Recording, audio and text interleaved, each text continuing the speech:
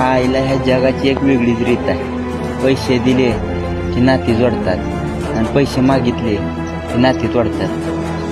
आज बरजांची वागिली पालखी भलताच त्यांचा देव